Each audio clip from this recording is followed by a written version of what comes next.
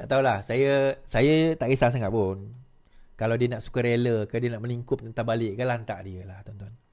Saya lebih recommend yelah memang pastinya ada yang murah, ada yang lebih kurang aja sebenarnya. Tapi kalau tuan-tuan betul-betul nak yang bagi saya lebih seimbang antara lain lah, lawan. Tetap lawan. Sebab itulah tuan-tuan, bercakap tentang Islam terancam ni. Kita dengar kata-kata Ustaz Mujahid, Dr. Mujahid Yusof Rawa tentang isu ini tuan-tuan.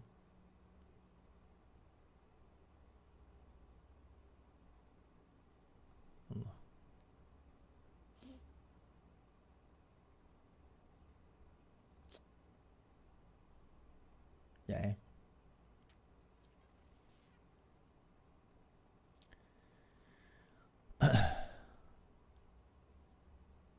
Sebagai ahli legislatif, saya meneliti perkara-perkara yang terkandung dalam perlembagaan. Pertama, 3/1. 3/1 itu menetapkan posisi Islam yang paling tinggi, yaitu Islam agama persekutuan. Kebebasan agama, ya ada. Tapi oleh kerana Islam agama persekutuan, kebebasan itu juga diberikan caveat. 11/4. Dan bagi menjamin Islam itu tidak terancam, perkara 12 yang kita kata hak pendidikan untuk semua. Dalam 12/2 memperuntukkan secara khusus bagi persekutuan dan negeri menubuhkan atau menyelenggarakan atau membantu dan menubuhkan atau menyelenggarakan institusi Islam atau mengadakan dan membantu mengadakan ajaran agama Islam dan melakukan apa perbelanjaan sebagaimana yang diperlu bagi maksud itu. Bagaimana kita kata Islam terancam? Berapa bilion dibelanjakan saban tahun dalam bajet? Saya dulu jaga agama dulu, saya tahulah apa yang kita belanja. Perkara 121/1A yang memberikan kebebasan kuasa mahkamah syariah dari mahkamah sivil. Di mana yang terancamnya? Butiran 1 jadual ke-9 dalam kuasa-kuasa negeri diperuntukkan keanggotaan, susunan dan tata cara mahkamah syariah. Diselaraskan dengan Akta 355 dan kemudian dilebarkan pindaan 55 itu kepada Sabah dan Sarawak. Dari sudut praktiknya di mana Islam terancam? Adanya majlis raja-raja. Institusi menjaga kepentingan Islam diberi kuasa dalam perkara 38/2(b). Mempersetujui atau tidak mempersetujui hal-hal amalan dan upacara agama diperluas di persekutuan secara menyeluruh. Majlis Kebangsaan Hal Ehwal Islam atau MKI sebagai induk. Kemudian adanya JAKIM. Kemudian adanya YADIM. Kemudian adanya YAPIM. Adanya tabung haji. Semuanya ini adalah untuk melihara kepentingan umat Islam. Di mana Islam terancam? Tuan Yang Dipertua, saya menyoal. Menteri Agama, khusus agama Islam. Anggota mesyuarat negeri, adanya esko yang jaga tentang Islam. Di mana Islam terancam? Tak cukup itu, image kita. Kita tahu image Malaysia dianggap sebagai negara Islam yang maju dan progresif. Perbankan Islam, pensijilan halal yang terbaik, syiar Islam, pendidikan Islam, pelancongan Islam, aktiviti dakwah. Siapa yang menyekatnya? Tidak ada siapa yang menyekatnya selagi mematuhi undang-undang. Di mana Islam terancam Yang Dipertua? Betul. Di mana Islam terancam? Sebenarnya yang terancam tuan-tuan adalah PAS. Hakikatnya yang terancam adalah PAS. Kenapa saya berkata demikian? Baik. Kalau kita tengok dalam apa yang berlaku beberapa hari ini, kita bawa cerita lain lah. Tentang PASTI.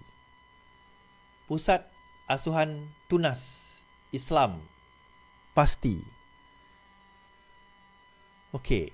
Isu tadi kita bawa isu agama, isu kalimah Allah yang dipijak oleh Macai PAS. Ini kita bawa isu pula berkenaan dengan PASTI. PASTI jadi perhatian berhubung isu gaji dan juga kebajikan. Pihak berkuasa dilaporkan memberi perhatian kepada rangkaian tadika dan sekolah berhubung pertikaian gaji yang didakwa melibatkan guru-gurunya.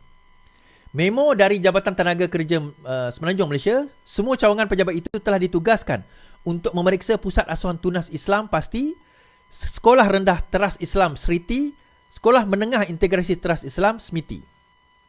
Langkah itu dikatakan dibuat bagi menentukan status pekerja guru dan kaki tangan di institusi pendidikan yang dipayungi PAS atau lebih khusus sayap pemuda parti. Institusi terbabit tidak didaftarkan secara sah sebagai sekolah, taman asuhan kanak-kanak atau tadika.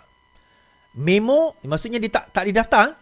Memo JTKSM menyatakan arahan pemeriksaan dibuat berdasarkan mesyuarat kabinet apabila guru dan kaki tangan PASTI, SRITI dan SMITI didakwa dibayar gaji di bawah garis minimum.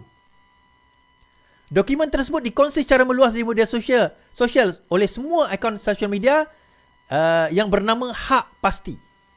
Akaun tersebut berusaha membela hak-hak guru pasti sejak 2020 dengan fokus utama diberikan kepada aspek pembayaran gaji. Beberapa jam setelah memo dipaparkan di media sosial, MP Seri Gading Aminul Huda Hassan meminta Menteri Sumber Manusia menjelaskan arahan tersebut di Parlimen.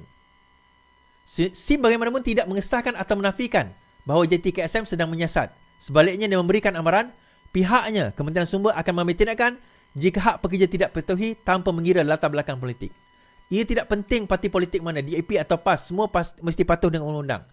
Kita tidak akan kompromi, tidak kira siapa anda, swasta atau kerajaan, parti politik atau tidak. Kesemua akan mengambil tindakan jika hak pekerja tidak dipatuhi. Jika anda salah, tidak bersalah, jangan takut. Kami akan bantu. Dia juga memberi jawapan yang sama kepada Afnan Hamimi, Ahli Parlimen Al-Usta.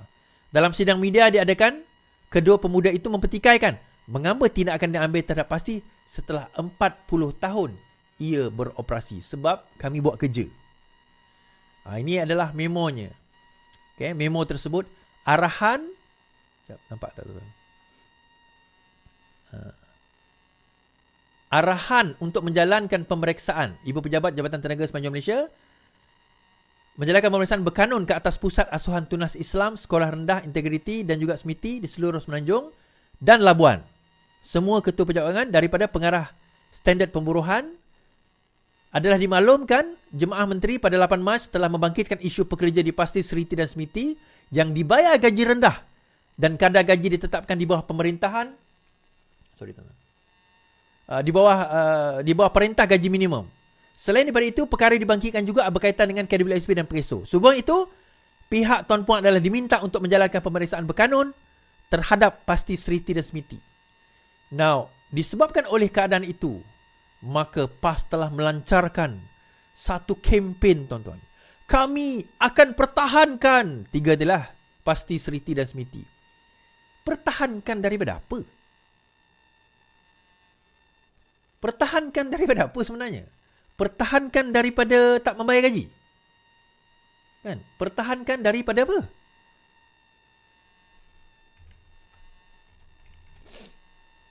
Daripada tak membayar gaji? Itu ke macam mana sebenarnya? Okey. Alright. Ni adalah laman Facebook Hak Pasti tersebut. Okay, kita boleh tengok. Alright. Objektif utama kami adalah mentabatkan profesion guru pasti ke tahap yang lebih tinggi dan memastikan hak pekerja mengikut Akta 1955. Kami bukan nak saman sangat pasti. Kami nak ubah atau reform. Tindakan undang-undang yang diambil adalah usaha menekan pengurusan pasti supaya bertanggungjawab dan menyelesaikan masalah hak guru. Okay. Masih ramai guru pasti yang takut nak bersuara bila tengok komen dan ugutan dilemparkan kepada kami. Tak apa, anda boleh terus WhatsApp kami di nombor sedemikian. Untuk makluman, bukan semua pengurus parti ada masalah tau. Ada je cadangan pasti titop, gaji lebih dari minima. Kebanyakan terjaga, ada sijil bomba, ada SSM. Maksudnya ada yang tak ada, tuan-tuan. So itu kami desak supaya pengurusan mencari penyelesaian. Kan? Okay, ni tak ada komen lagi. Saya nak cari yang ada komennya.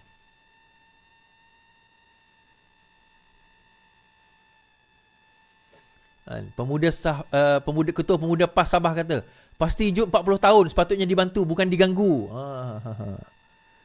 Okay. Right. Dia kata, kagum dengan semangat Tuan YB Afnan Hamimi. Okay. Now,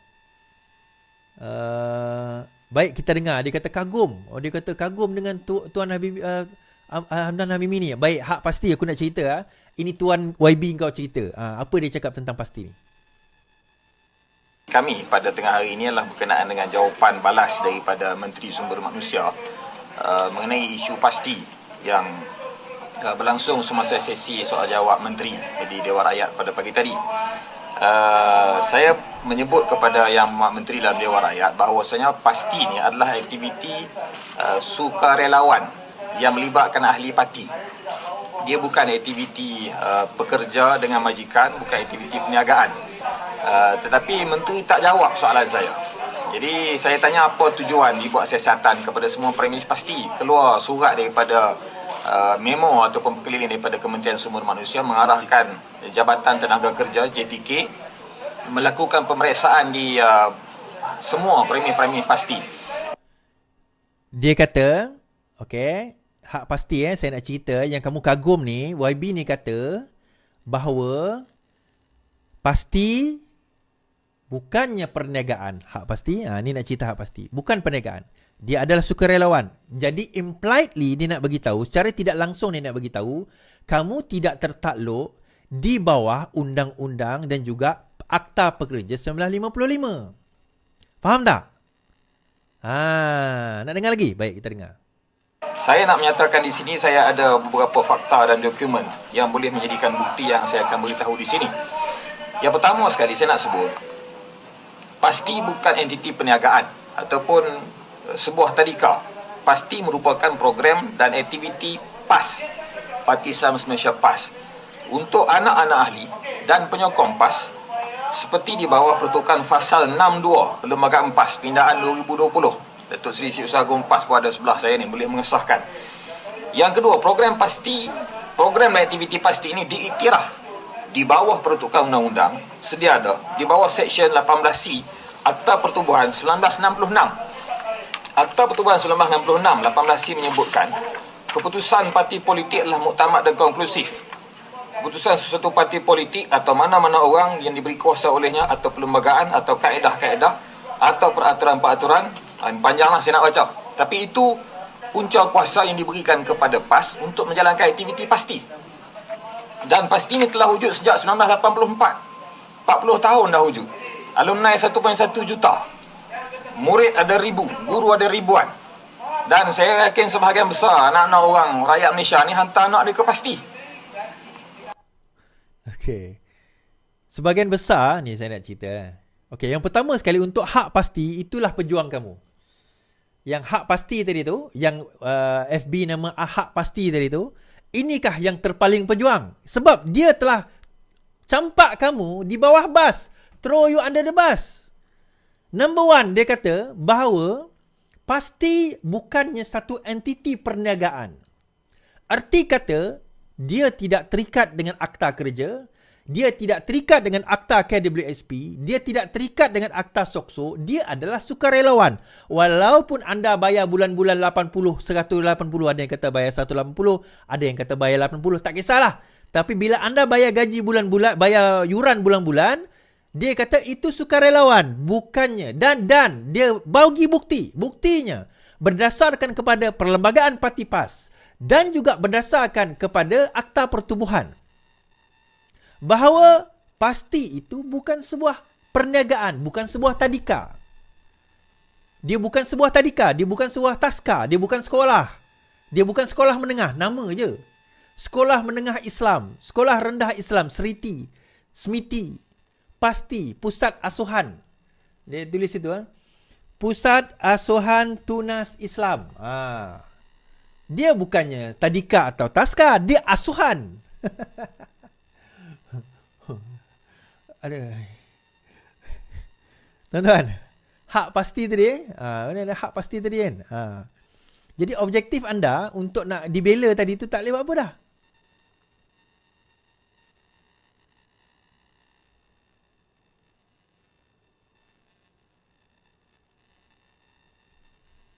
Okay.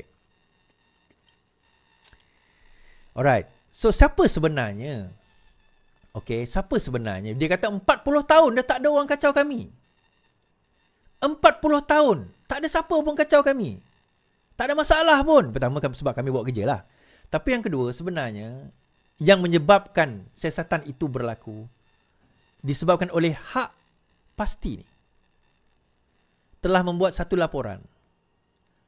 Kami adalah sebahagian dari regu pasti yang tertindas dan telah bertindak membuat aduan kepada JTK supaya membuat siasatan. JTK itu apa? Jabatan Tenaga Kerja. Orang lain yang merasakan hak mereka dizalimi atau gaji rendah boleh terus buat aduan ke JTK terdekat. Berhenti merungut dan berita, bangun dan bangkit tegakkan hak kita. Negara kita ada undang-undang yang melindungi pekerja. Jangan biarkan diri ditindas oleh sesiapa pun. Bertindak sekarang. Nak tanya pasal isu pekerja, hak pekerja? Boleh klik link di bawah. Okay, kita baca komen dia. Jalan terus. Kami sokong. Bagus. Sazwan. Saya nak baca komen dia lah. Rana. Dia kata, salam tuan, tolong perjuangkan hak kami. Okay, dia jawab kat sini. Dia tak panggil gaji cikgu. Dia panggil allowance je. Bayaran untuk pelajar sangat murah. Jadi tak boleh tampung gaji guru. Dan jangan terkejut. Ada geng T20 yang hantar anak ke pasti. Tipu jumlah pendapatan. Jap. Pasti khas untuk B40 sajakah? Saya rasa ia open untuk semua. Dan T20 yang hantar anak ke pasti bukan kerana yuran murah. Tapi kerana silibus mereka bagus. Guru-gurunya bagus. Kata jawapan ni lah. Ni Fadil Saleh. Ni dia tak jawab. Ni cikgu ni lah. Right? Tolong perjuangkan hak kami, dia kata.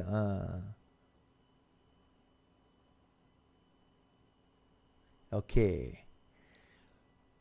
For everyone's information. Untuk makluman semua di sebalik isu pasti dan kepatian, Mahkamah Buruh sudah buat keputusan bahawa guru pasti ada pekerja yang sama seperti pekerja lain di Malaysia, Perpandukan Akta 1955, Pindaan 2022.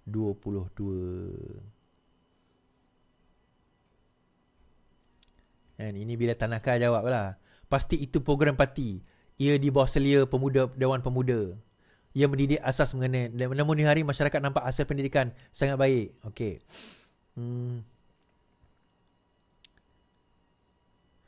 Okey, dia kata, yang dok pi kacau pasti kena faham dulu apa itu pasti. Bukan sekolah, bukan premis, bukan guru pasti, bukan buruh, bukan pekerja. Mereka adalah sukarelawan yang mau berkhidmat untuk mendidik anak-anak kecil. Jadi guru-guru pasti harap fahamlah yang anda adalah sukarelawan. Guru-guru pasti kena faham anda adalah sukarelawan. Jadi bila sukarelawan, gaji anda tu tidak penting jumlahnya. Anda dibayar 600 ke, tak dibayar langsung ke, anda adalah sukarelawan. The moment anda masuk pasti, anda sebenarnya setuju untuk jadi sukarelawan. Kalau anda tak puas hati jadi sukarelawan, berhenti, cari kerja lain. Itulah message yang nak diberikan oleh pimpinan PAS sebenarnya.